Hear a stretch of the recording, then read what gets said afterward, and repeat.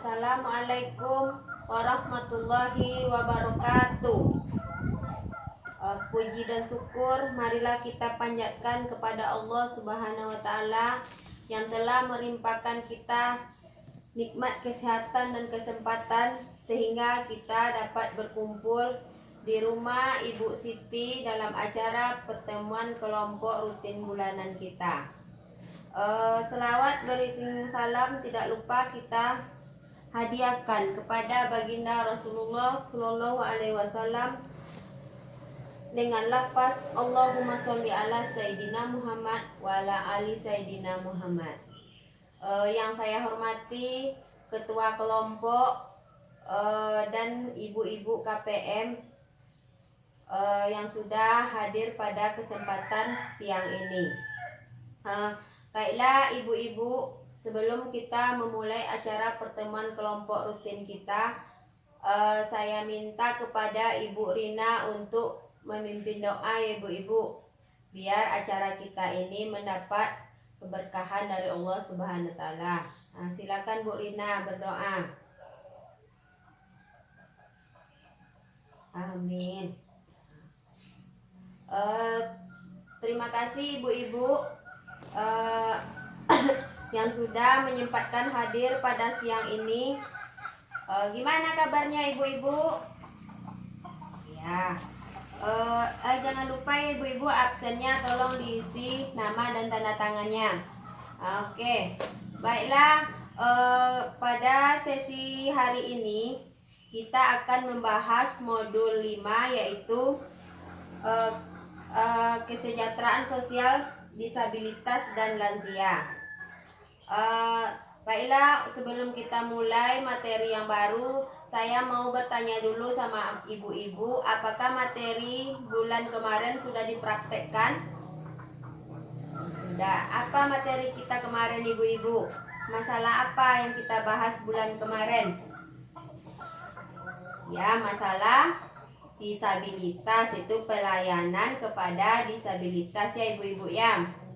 Jadi ibu-ibu mungkin sudah paham masalah disabilitas, yaitu masalah kesejahteraan sosial. Sekarang kita bahas dulu. Sekarang kita lanjutkan pembahasan untuk sesi 14 yaitu tentang lansia. Baiklah ibu-ibu, sekarang saya bertanya dulu. Di rumah ibu-ibu siapa-siapa aja yang ada Bu? Ya, coba ibu siapa ya? Ibu Susanti lah Bu. Siapa-siapa Bu di rumahnya? Oh, suami, istri, anak, orang tua. Oh, orang tua berarti nenek ya ibu-ibu ya. Oh. Jadi nenek itu disebut apa ibu-ibu? Siapa Bu? Lansia. Oh ya. Sekarang lansia itu berada di mana Bu? Di rumah atau di rumah saudara atau dititipkan di Oh ya ibu-ibu, jadi nenek sama kakek itu disebut apa ibu-ibu? Oh, orang tua. Iya, orang tua. Sebutan lainnya Bu, orang tua itu apa Bu? Coba ibu siapa tadi? Ibu Siska. Oh iya, lansia ya, betul Bu. Jadi nenek kakek itu adalah lansia lanjut usia yang tinggal bersama kita di rumah. Kalau Ibu Pika orang tuanya ditinggal di mana Bu? Di rumah kah? Di tempat saudara atau dititipkan di panti jompo Bu? Oh, di rumah. Jadi lansia itu orang tua kita yang sudah berumur berapa tahun Bu? Kira-kira berapa tahun umur lansia itu baru disebut lansia Bu? 60 tahun, 70 tahun. Ya, memang lansia itu memang orang tua yang sudah lanjut usia, yang mungkin sudah berumur lebih dari 60 tahun. Tapi untuk lebih jelasnya tentang definisi lanjut usia itu, mari kita lihat Pengertian lanjut usia menurut Organisasi Kesehatan Dunia atau WHO, batasan terhadap lanjut usia dibagi dalam 4 golongan. Yaitu yang pertama ibu-ibu, usia pertengahan. Jadi lansia yang berumur 45 sampai 59 tahun disebut lansia usia pertengahan. Yang kedua, lanjut usia itu 60 sampai 74 tahun. Jadi ada orang tua kita yang sudah berumur 60 sampai 74 tahun itu disebut dengan lanjut usia. Yang ketiga, lanjut usia tua 75 sampai 90 tahun. Untuk usia di atas 90 tahun disebut lansia sangat tua ya ibu-ibu ya. Kalau ibu di rumah orang tuanya berumur berapa tahun, Bu? Ibu siapa ya? Ibu Rina lah, Bu. Berapa tahun, Bu? 70 tahun. Dapat bantuan PKH dia, Bu? Dapat. Dikasihkan nggak sama orang tuanya, Bu? Oh ya. Nah, jadi ini pengertian lansia menurut WHO. Sekarang pengertian lansia menurut Undang-Undang Nomor 13 Tahun 1998, Ketentuan Umum Pasal 1 Ayat 2, yaitu lanjut usia adalah seseorang yang telah mencapai usia di atas 60 tahun. Tetapi di dalam PKH yang mendapat bantuan PKH yaitu lansia usia 70 tahun ke atas. Ya ibu-ibu ya. Yang ayat 3-nya yaitu lanjut usia potensial, yaitu lanjut usia yang masih mampu melakukan pekerjaan dan kegiatan yang dapat menghasilkan barang atau jasa.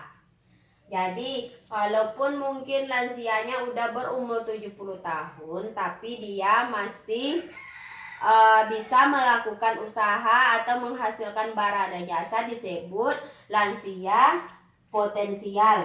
Yang terakhir yaitu lanjut usia tidak potensial.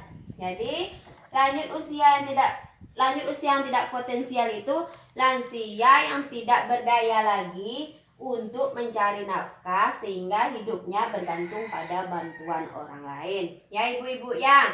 Sekarang setelah penjelasan ini ada yang mau ditanyakan ibu-ibu? Oh ya, silakan Ibu Rini. Oh ya. Oh, oke. Iya, benar yang dibilang Ibu Rini. Dulu tahun 2019 lansia yang mendapat bantuan itu berumur 60 tahun ya ibu-ibu. Tapi sekarang keluar peraturan baru. Kalau lanjut usia yang mendapat bantuan PKH itu berusia 70 tahun ke atas ibu-ibu ya. Nah, oke, ada pertanyaan lagi, Bu? Masih semangat? Nanti kalau saya bertanya masih semangat, jawabnya semangat, semangat, semangat. Ya ibu-ibu ya. Oke. Masih semangat ibu-ibu? Semangat, semangat, semangat. Oke, kita lanjutkan pembahasan selanjutnya yaitu tentang mengapa harus peduli kepada lansia. Ya. Ini terdapat kita lihat di flip chart 2 ibu ya, yaitu amanat Undang-Undang Nomor 13 Tahun 1998 tentang kesejahteraan lansia memiliki hak yang sama dalam kehidupan bermasyarakat, berbangsa dan negara. Jadi walaupun dia udah lansia ibu-ibu, haknya sama dengan kita yang masih muda-muda ini ya ibu-ibu ya. Yang kedua, jumlah lansia yang terlantar meningkat ibu-ibu. Jadi ada anak-anaknya itu yang tidak peduli kepada orang tuanya, sehingga orang tuanya dibiarkan terlantar dan tidak diurus ya ibu-ibu ya. Yang ketiga, Kemensos 2015 Dari 16 juta lansia tersebut sedikitnya ada 2,8 juta lansia yang terlantar dan ada 4,6 juta lansia yang potensial terlantar. Walaupun orang lanjut usia itu masih potensial, masih bisa bekerja, tapi tetap hidupnya terlantar ya ibu-ibu ya. Jadi kita harus peduli terhadap lansia itu. Yang keempat, banyak lansia yang mengalami kekerasan dan penelantaran oleh keluarganya ibu-ibu. Yang seterusnya yaitu orang lansia itu adalah orang tua yang membesarkan kita dan mendidik dengan kasih sayang. Jadi sudah seharusnya kita sebagai anaknya ibu-ibu mengurus dan menjaga lansia seperti mereka menjaga dan mengurus kita dari kecil ya ibu-ibu ya. Dan seterusnya, sebagian lansia kurang mendapat perhatian dari keluarga, sehingga banyak bisa kita lihat contohnya di masyarakat, di TV, banyak orang tuanya dititipkan ke panti jompo ya ibu-ibu ya, sedangkan anaknya, keluarganya masih mampu untuk mengurusnya. Jadi yang seterusnya itu lansia adalah potret kita di masa yang akan datang. Jadi baik kita mengurus orang tua kita sekarang, mudah-mudahan besok anak kita pun mengurus kita dengan baik ya ibu-ibu kelak kalau kita sudah berusia 70 tahun.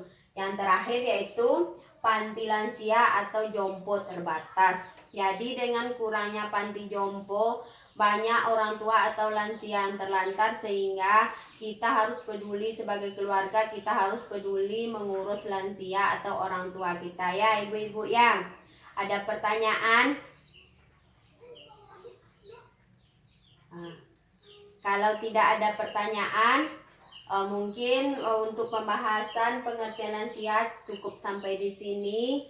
Jangan lupa ya ibu-ibu ya, dipraktekkan di rumah. Tolong sayangi lansia kita, karena lansia sekarang ini adalah cerminan kita untuk masa yang akan datang ya ibu-ibu ya. Kalau memang tidak ada pertanyaan, saya sudahi dengan assalamualaikum warahmatullahi wabarakatuh. Sampai jumpa bulan depan.